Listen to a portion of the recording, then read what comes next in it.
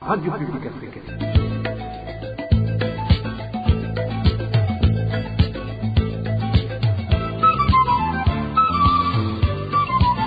Radio Publique Africaine.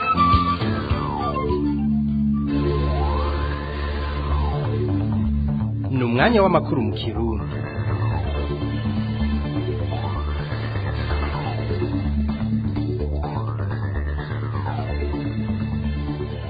Turi kwa Mungu igerekerezo rya 16 Rusama umwaka wa 2021 kaze nshuti bagenzi namwe bakunzi ba RPA kuri mikro muri kumwe na Bob Rugurika. Aya makuru y'ikirundi yo kuri no munsi agizwe n'ingingo nkuru zikurikira.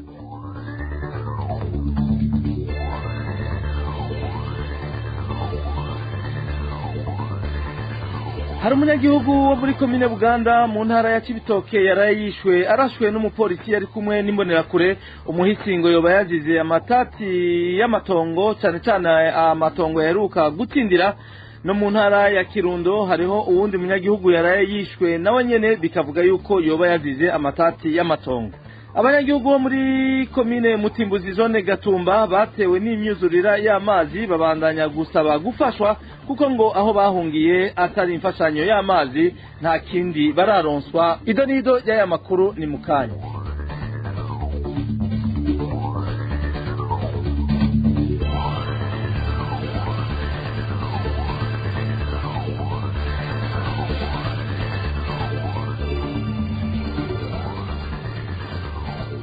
Ndasubiye kuba ikaze nshuti bagenzi namwe bakunzi ba RPA nkuko nariko ndababwira mu kanya. Umunyagihugu wo muri komine Buganda mu ntara ya Cibitoke yaraye agandaguwe arashwe n'umupolisi. Amakuru ava aho i Buganda amenyesha yuko abapolisi bari kumwe n'imbonerakure zo muri ako karere bamutegereye hafi y'umuhana iwe baca baramwica. Abamwishe bivugwa yuko boba batumwe nabo bari bapfa amatongo yaheruka gutindira. Ni inkuru ya mugenzi wacu Francine Mahoro. Umisi adukwizina rya Manirakiza Festus yari umushoferi wo mwishirahamwe Angelique International Limited. Nkuko bivugwa n'abanyagihugu ngo hari igihe cy'isaha 3 z'ijoro zirenga Manirakiza Festus yariko arataha agera ashike ku rugo iwe atasanga abapolisi batatu bari kumwe n'imbonerakure bahagaritse umubanyi wiwe bagira bamutware kumufunga yagirije ko atacangombwa afise. Umisi Manirakiza Festus ngo yaciye abwiranya abapolisi ko boreka uwo munyagihugu akaja kubazanira ibimuranga muhira iwe hakwirirwa baja kumufunga. Abo bapolisi baciye bafatawe bamutegeka kubakurikira. Ivyo yanse ababaze cyo bamutwarira. Amakuru dukura mu baba aho kundava amenyesha ko baciye bamwaduka batangura kumuhohotera ari naho havuyemo kumurasa bikoze n'umupolisi azi ku izina rya Gerard. Ibi ni umwe mu banyagihugu baho. Bagatumwe bakakubita amajido akagwa kuko bashaka kumujana bamujyana gutwara tuhazi.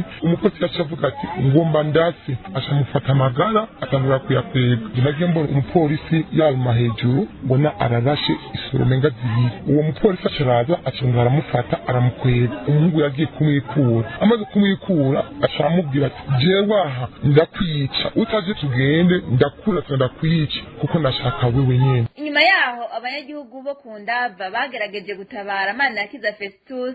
Nyamupolisi yabamijagiyemo amasasu ariko Imana irakinga. Abajeje intwaro barahashitse bihutira gutwara Manirakiza Festus ariko ageze ku bitaro byo mu Cibitoke ataracikana. Abanyagihugu basaba ko ubutungane bwokora kuri abo bapolisi nizo mbonerakure muri kino gihe bari mu minwe y'ubutungane. Abo bapolisi bakoze ibyo bakwiye guhanwa by'akarorero. Umuntu adafise inkoho cyangwa ngo bari karakugwanya ego nkuko bisaze ngo baba bari mu kazi kamisi yose kuko barabigisha imyifato nyene bafata umuntu. Abanyi ba Manirakiza Festus bavuga ko umuryango w'umuhisi wiyumvira ko uwabo yoba yagandaguwe n'abari baje kumuhiga narije mu muryango hari hasanzwe hari amatati y'amatongo. Aho mu ntara ya Cibitoke abanyagihugu bagandaguwe mu makomine atandukanye bagera kuri 15 mu kiringo c'amezi 2.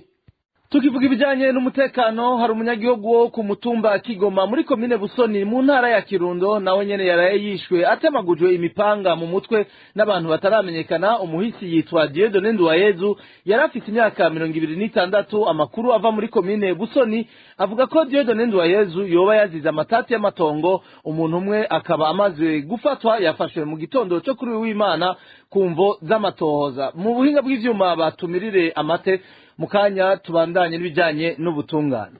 RPA Umukuru w'umutumba Murengeza muri komine Mpanda mu ntara ya Bubanza ari mu minwe y'igipolisi kuva mu gitondo cyo kuri w'Imana. Ndayiragije Emmanuel yafungiwe mu gasho k'igipolisi kuri komine Mpanda. Isoko ryacu mu gipolisi mu ntara ya Bubanza rivuga yuko yafashwe kwitegeko y'utwara igipolisi mu ntara kumvo z'amatohoza ku idosiye y'umusore yahitanywe n'amahiri yakubiswe n'imbonerakure mu ijoro ryo ku munsi wa kane uheze. Ikiziga c'umuhisi yarazwi ku izina rya Congera kikaba catowe kuri uyu wa gatandatu impande y'ibiro vya zone Murengeza. Amakuru ava ku mutumba Murengeza akavuga ko bamwe mu bagirizwa ico caha boba bamaze guhunga, ariko abanyagihugu bakabona ko boba babaretse babibona kugira babahe umwanya wo kuba barazibukira. Mu bijanye n'ibidukikije naho mu vy'imibano, inyuma y'inzu yose amazi yongeye gutera muri zone Gatumba komine Mutimbuzi intara ya Bujumbura, abanyagihugu bakoze ko niyo myuzurira y'amazi baratanguye kuzinga utwabo baraba aho bikinga izuba. Uretse amazi ngo nta yindi mfashanyo bararonswa, abo banyagihugu bagasaba bagira neza kubagarukirako. Reka inkuru tubibaze mugenzi wacu Elvis niyo mungere. Nuduhema bagenda bashingagira aho babonye hose hari ikibanza kitubatsemo kandi amazi atarashikira. Abo ni bamwe mu mugwi w'abanyagihugu bashasha baheruka gutekezwa n'amazi muri zone Gatumba. Icyo abatware mu makaritiye bafasha ni ukubarondeza ahantu hagaragara hashobora gushingwa ihema. Bakoresha uduhema twatabaguritse dushobora kumbure gufasha gusa kwikingira izuba, ubundi ntibabone uko bazobigenza imvura iguye. Igisata kihari nuko aba banyagihugu bamaze kubaka uduhema, bwa mahema namwe rwabo umwe sari yaranje n'uduhema nyene dushaje nta mashaka arimo, nuko umuntu asanzwe nyene afise hari n'ushaka kutugunira. Ikintu rero abanyagihugu bariko bararonswa n'amazi gusa. Hanyuma ikindi novuga nuko batanguye kubazanira amazi yo gukoresha, imodoka iriko irabavomera ivyo bishasha, ariko ahasigaye ntakirahinduka, amazi aracari menshi. Tubibutse ko abanyagihugu mu Gatumba basubiye mu ruhagarara guhera mw'ijoro ryo ku munsi wa gatandatu indwi yahera. Ibihumbi n'ibihumbi by'abantu bikaba vyarataye izabu. Abo banyagihugu bari basanzwe barahungabanijwe n'imyuzurire yaheruka yatewe n'iduka ry'amazi ya Tanganyika be na ya Rusizi. Tukivuga ibijanye n'imibano, ubukene bw'amazi meza ngo ni kimwe mu bibazo bihanze abanyagihugu bo ku mitumba imwe imwe igize komine Mugina mu ntara ya Cibitoke yaguweko n'umusozi mu mwaka wa 2019.